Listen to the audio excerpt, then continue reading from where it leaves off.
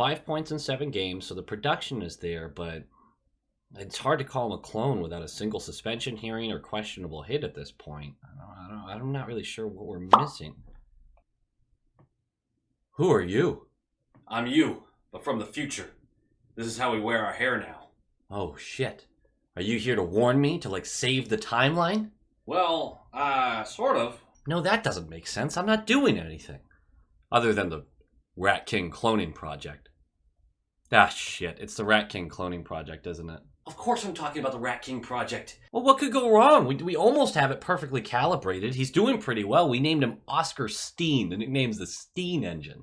It completely ruins the league. You get addicted to it. You start cloning him every year. Before you know it, the whole team is made up of Marchand clones, and you stop naming them at a certain point. It's just Rat 1, Rat 2, Rat 3, all the way down. So you're telling me to shut it down? What? No.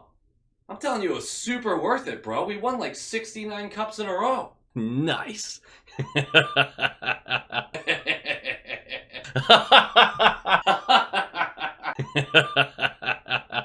Low quality fans of a high quality Bruins team. That is a dub. It is the next morning. I had time to digest the dub. I was too tired to do it after the game, and Saturday nights are the only nights I actually have that option, is to go to bed and do it in the morning. I didn't even get an early start. It's 9 o'clock. But that was such a great dub. It was such a good one. And on top of that, the reason I had fun last night, obviously the Bruins win, the Celtics win. People on Twitter were going crazy. There was all sorts of engagement. We were talking about the game. That was fun. It was just a good night. It was just a good night. There are highs and lows like with any game, but the highs are really high. Pasta seems to be getting his groove back. No one's going to complain about that. That's huge for this team, especially if he stays on the second line. Steen continues to be an absolute monster. Bleed, back from injury, now back in the lineup, has had a couple games. He looks like he looked before he went down. That tenacious bottom six forward, you're going, wow, he might have turned a corner. Maybe, I'm starting to believe, maybe he really did. This is a really good effort. We have 8 points out of 10 in our last 5 games. And although 6 of those points are against really bad teams, this was against perhaps and probably the best team in the league. And we took the Wild down to the last minute too. I mean, there's a scenario where we come out of this on a 5-game win streak. We're not. It doesn't matter. We should feel really good about 8 out of 10. And I know everyone above us in the standings keeps winning too, so we're not seeing a lot of movement up. But we're adding separation from those below us. And this is hockey, guys. The 8th seed isn't a death sentence. Now, it's not exactly something that makes you go, hey, you have an inside track on the cup. But it's not a death sentence. The NBA, you're an 8th seed, you're not winning shit. That's probably because you're not as good as the teams above you. But in the NHL, especially with COVID and injuries, I mean, we see this with the Penguins every year, where they're a lower seed, but it's because Crosby missed time, Malkin missed time. They have these injuries, so their point total does not, even though now they're rolling with whoever they put out there, but their point total does not reflect what their actual team is. And I think with all the chemistry issues in the beginning of the season, yeah, we have a lot of space to make up. Maybe we will make some of it up. But once playoffs come around, and I'm very high on this team making the playoffs still, that's still not a team that you go, yeah, that's a typical 8th seed team right there. No, it is not. It is not. I mean, I am rambling already. I'm just so... feel good about that. Like, comment, subscribe. Nailed it. Thank you for the feedback on the last video. I mean, I think people are still kind of catching up on that one because it was, 12 hours ago that I actually put that out. It's very obvious that you guys want to see more of me talking about what's happening around the league. This was Bruins centric, but I think I might, do a little more of news of what's going on around us. But thank you for the feedback on that. Let's talk about this game.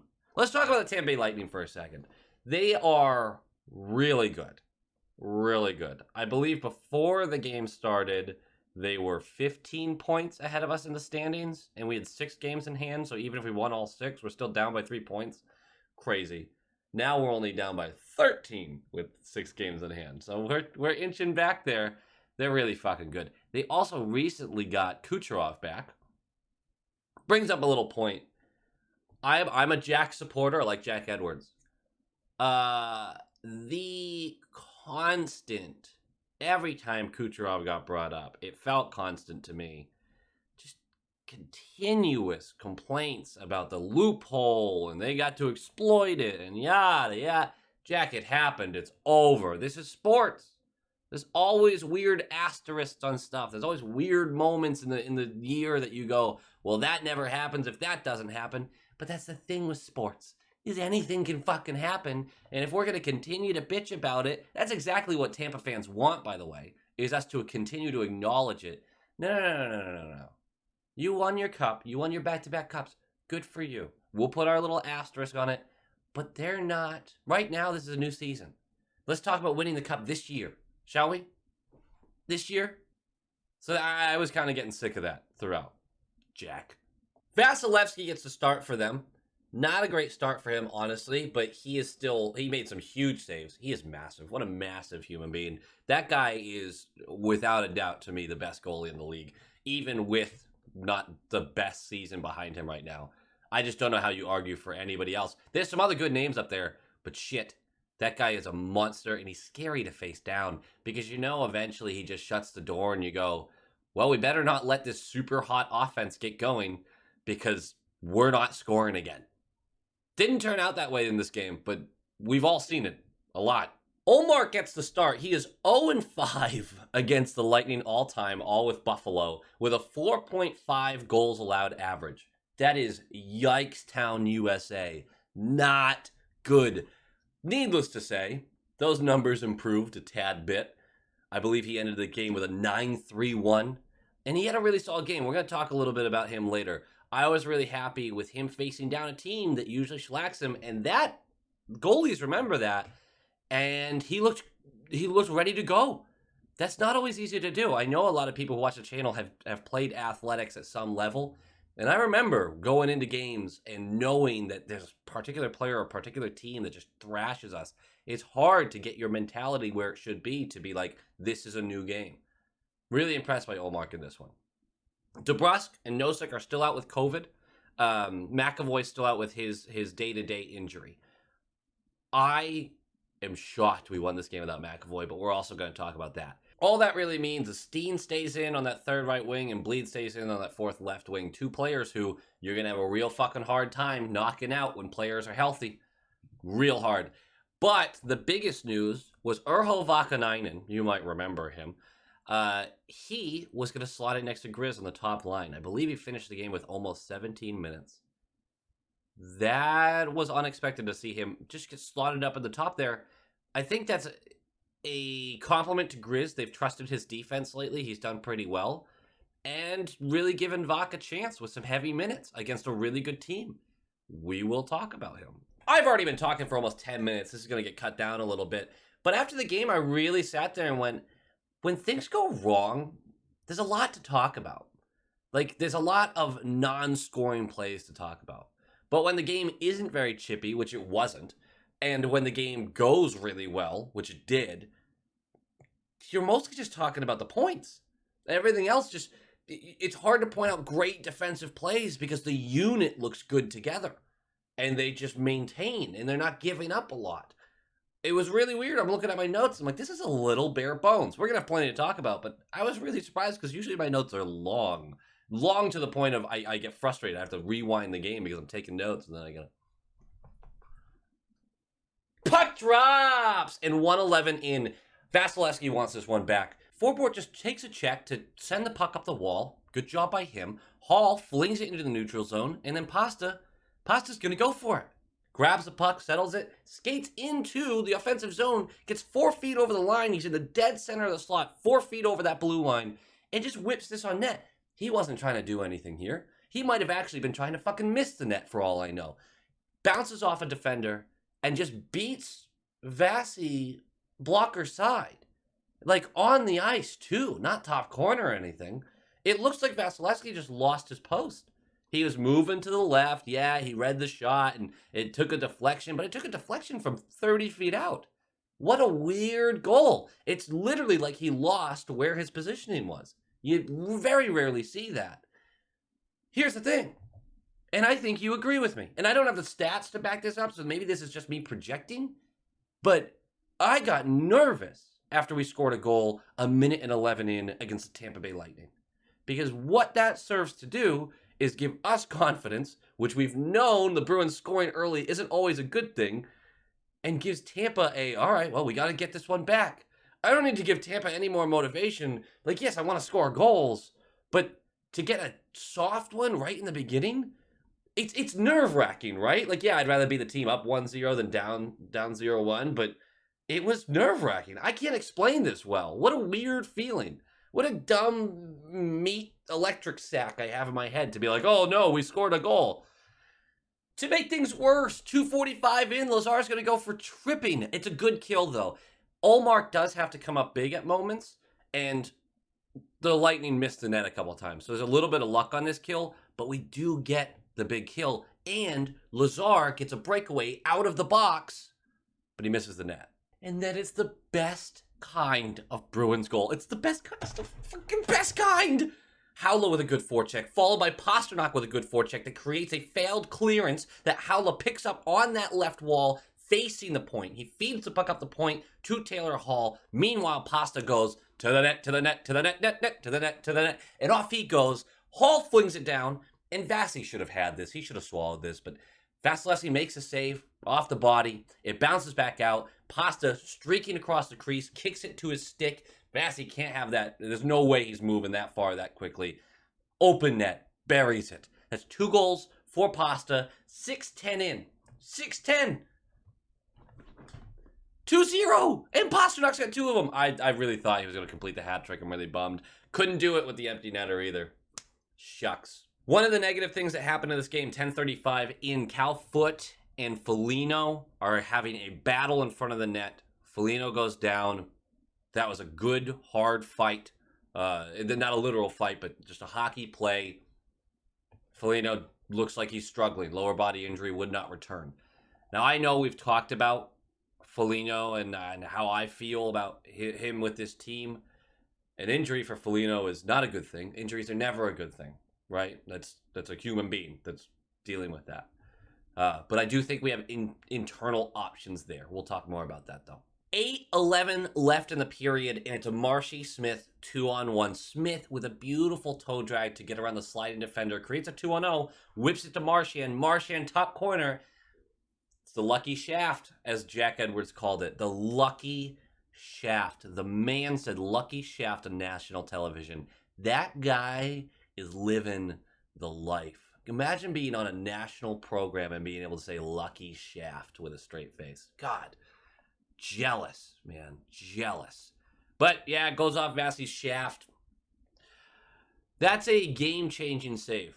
And look, maybe I'm just a nervous watcher when it's against Tampa, but that's a game-changing save. Midway-ish through the first, could go up 3-0. It just makes you sit there and go, man, there's a lot of time for them to score 2 goals. 3 goals would have been nice here. Great save, though. Got to give it to him. The stick is part of it. Second period, 26 seconds in, and this is nice possession, but a total breakdown by Tampa. It's a shot. Bergie goes to recover the puck on the left wall. He feeds it up to the point. There's Mike Riley. Riley is just going to fire this on the net. But is he? No. He fires it into the slot. It looks like it's going to go on net. Might be a little wide, but Marchand is all alone skating basically into Vasilevsky. He's 2 feet in front of him. Tips the puck right over the glove. Vasi gets a piece of it, but there's enough. That's 3-0, less than 30 seconds into the second period. Not what Tampa needed, right? That is such a huge gaffe by them and such an uplifting thing for me personally, because we ended that first period, going, okay, we can't let up here. 2 goals is not a big lead against this team. Can't let up. We start the second period with a huge goal. And then directly after this, minute and a half later, Frederick shuts down an open net bid. These are the plays. Frederick, defensively, I've said this before, solid. I want him to do more offensively. I want him to do more in the neutral zone. But defensively in his zone, he keeps an eye on people. He shuts it down. That is such a huge play. These are big-time plays against a big-time team. 11:21 left. Marchand in the offensive zone is going to go for a hooking. I didn't love that one. But we got to deal with it. I hate offensive zone penalties. I really do. Here's what bothered me. 45 seconds left in this penalty kill. And Bergeron's going to go for high sticking. He went to try to hit Hedman's stick along the right wall, and it bounced up and got Hedman in the face, right? Now, you can have your opinion of whether or not that's a good call. This isn't about that. It's the fact that the ref's arm did not go up. It didn't. And Hedman just looks to the ref and yells at him, and then the arm goes up. Come on, guys. Like, I hate 2 videos in a row. Well, I guess not technically in a row. But 2 games in a row to be like, refs, come on, man. You can't, when a player asks for a call, that can't be the reason you give the call, asshole. Anyway, it's 5-on-3 for 45 seconds. We kill it because fuck Tampa. And then we have to deal with the next 5-on-4 for $1.15, and we kill it because fuck Tampa. And the refs. About 5 minutes left in the period, and this is going to be a really unique play because Hall gets into it in the neutral zone with a Tampa player. Stick breaks. The Tampa's player stick breaks.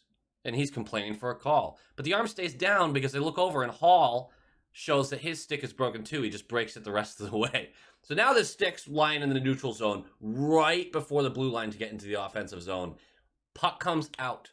It's more of a retrieval by Coyle because they're carrying the puck out. Coyle comes up from behind, from deep in the offensive zone. Stick lifts, grabs the puck, whips it across to the right side of the blue line where Steen is. Oscar Steen, might have heard of him. Puck deflects off of that broken stick, goes right back into the defensive zone. Looks like an easy play for the defender. But Steen, full speed, jams himself into the situation, boxes him out like a basketball player, just turns his butt on him, collects the puck, flicks it over to Bleed coming down that left side. Bleed's got enough room to shoot, shoots high blocker, and that's a goal! Anton Bleed from Oscar Steen!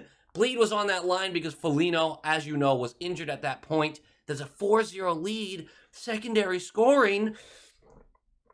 I'm so excited. This video is going to be 80 minutes long, but I'm so excited. Third period starts. 24 seconds in, exactly what we did not need. It's a 4-0 lead. You feel good about that. That is a lead that I'm like, okay, we just can't totally fuck up the third. 24 seconds in, allowing a goal, that's kind of totally fucking up. That really is. I'm not really sure what happened here, though, because Cernak takes a rebound. Chernak takes a rebound off of the back wall. It's a shot from the point, comes off the wall. He's being covered, right?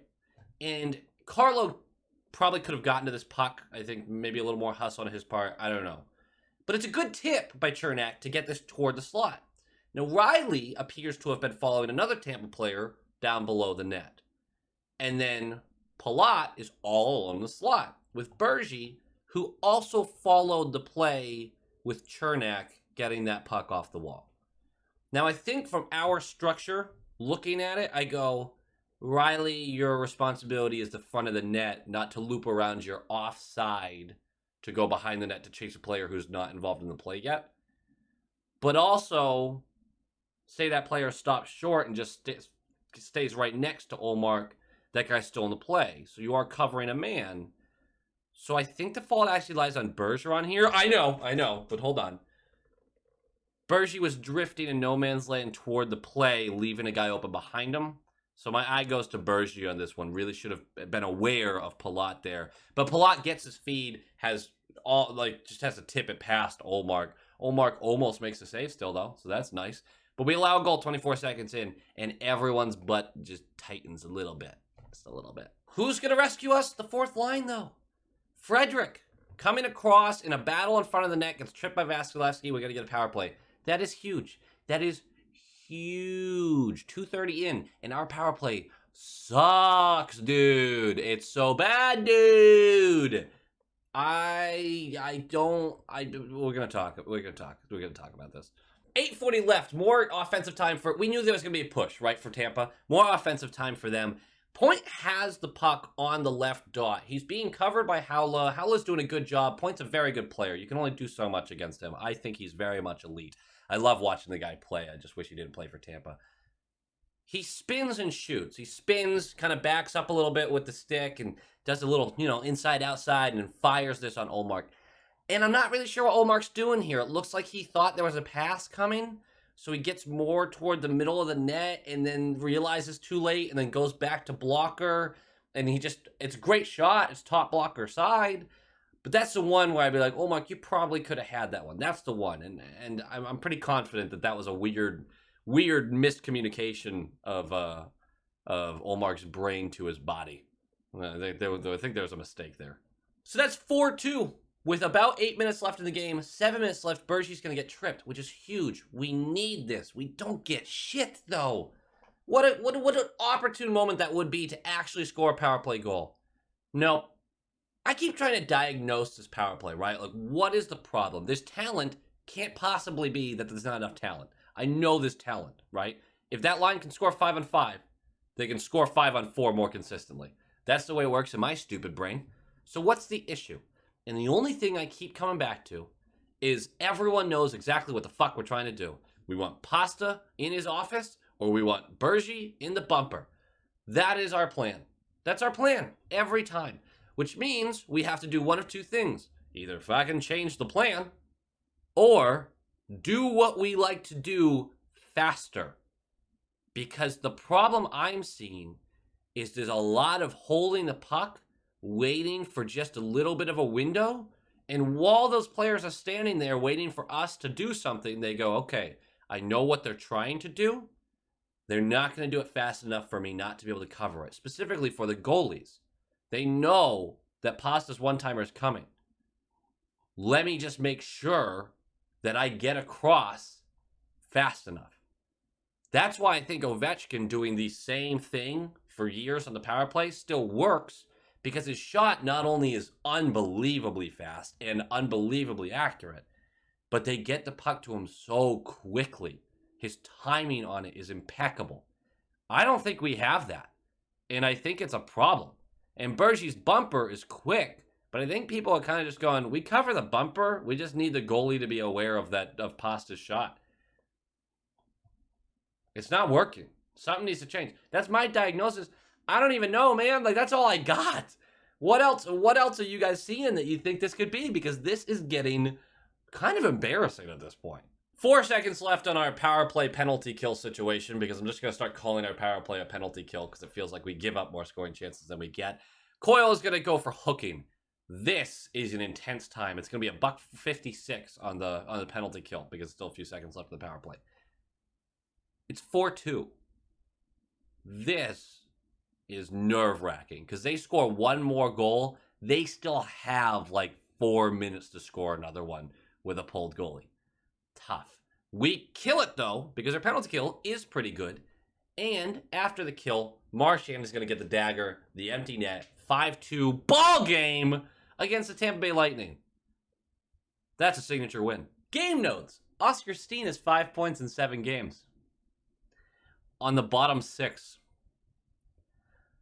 Guys, I'm way too early on this. I'm way too early. We are literally 10 games into his NHL. He had 3 games last year into his NHL career. 10 games. There was a player a decade ago who was looked at as a bottom 6 grinder, a little small, but he's tenacious, with some pretty good hands and pretty good puck handling skills. 3rd line, 4th line guy. Then he comes in, he's putting a point on the board every other game, right? A couple years pass of him doing that. He's bouncing around the lineup, and then all of a sudden he's putting up a point per game. Then all of a sudden he's considered one of the elite talents in the NHL. And then all of a sudden he's considered maybe the best active left winger in the NHL right now. Guys, he's a weird comparable to early Brad Marchand. And again, so early, this might just be a good streak of games for the kid. But you can't look me in the face and say you would take him out of the lineup. No fucking way. And you can't tell me that there's not at least some similarities in the game. This isn't an insult to Marchand to compare this guy to him. Look, I might be super wrong about this, but that's your comparison on the Bruins right now. You want to compare him to a player that plays for the Bruins, that's your guy. Honestly, you start looking around the league, There might be some better comparisons. I don't know. Right now, that's your comparable. I can't wait to get absolutely roasted for this. Ullmark had a quality start. But no, he did. He really did. I really liked what he did.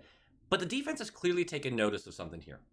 It's as if they were sat down by the coaching staff, and the coaching staff was like, guys, how do you feel about us in the defensive zone? Like, how do you guys feel? Oh, we're just trying to get in shooting lanes, make sure the puck doesn't get to Ullmark, da-da-da-da. And the coach, Cassidy just goes, hey, how about you fuck off for a second? Ullmark's going to make the first save. Stop making him make two. Worry less about the shooting lines, the lanes, which they still do a good job of, and worry more about the puck after he makes the save. It really feels like that, and I think that's tremendous for this team. They're clearing the pucks out way better. Forbort has been a machine at getting the puck out of the zone. I'm not always in love with where he's placing it, but he's been way better at getting the puck out. He's been quicker with that, which is a huge problem with him to start the season. This game deserves to have high praise for Ullmark, but high praise for defensive clearances as well. It's a really nice game by the third line, specifically once Bleed bumped up into it. Steen and Coyle work well together, I think, and you toss Bleed into that mix for the game. We'll talk about Foligno in a second. They were tenacious. Coyle could actually sit back, play a little more defense, but could facilitate when needed to. And both Steen and Bleed were moving while Coyle was doing his possession game, which we've seen less of lately, but still, it's there. I was really impressed by the third line, really impressed by Bleed. If Foligno is out for an extended amount of time and DeBrusk and Nosek come back, we're still knocking someone out of the lineup. This is a situation I'm comfortable with. I'm really bummed for Foligno. I know I saw All or Nothing last year for the Leafs. Dude's a warrior, does not like to sit, does not like being injured. I think that goes for a lot of players that don't like that, but you can tell it's different with him, and he's aware of what his body's going through. So I'm really bummed for him, but at least for the short term, internally, we have answers. DeBrusk can slot in on that left side. Steen stays on the right. This keeps Steen in the lineup longer, which I think he very much deserves, obviously. The question is who gets bumped out of the fourth when Nosek comes back. And I hate to say it, but I think I'm still leaning Frederick. But we'll see. We still got a couple more games, I think. Vakanainen was very little noticeable. Words. Didn't notice him a lot. That's okay. That's kind of what I wanted from him. He kept it really simple. He's still behind on the plays a little bit. Still has trouble physically against some bigger opponents. I think he's still a year away. He's 23 years old. You start to, we've talked about this, the 24-year-old rule with defensemen. He still has a lot of tools. His hockey IQ seemed like there today, which is one of my biggest. Andrew and I have talked about this a lot with him. He's unaware of what's going on, and you can't teach awareness. But he looks like he's improving in that. One game sample, but that's nice. He struggled a little bit in Providence this year, though. So I'm not all in on Vakanainen right now, but he's certainly not a player I've given up on. Next year is kind of the year I want to see something from him. If he's going to stick around for a little while during Mac's injury, that's fine. We'll continue to be able to figure out what his game looks like. But I thought this was a solid effort. I'm not going to heap on large praise because I didn't think he did that much. But he certainly didn't make any mistakes that made me go, what the fuck, dude? Barely noticed him. Good job, Vak. Really good job. And that brings us to Mac. What a great win without our second best player, third best player, wherever you put him. Huge win. I am glad that we're getting these types of results without him, although I guess we lost the Wild, but still, because it lets the coaching staff know we don't need to rush the guy back, right? Let him take his time, be fully healthy. People were talking about that. People commented on some of the stuff I put up on Twitter during the game. They were totally right. Let Matt come back at his own pace if the team continues to play like this.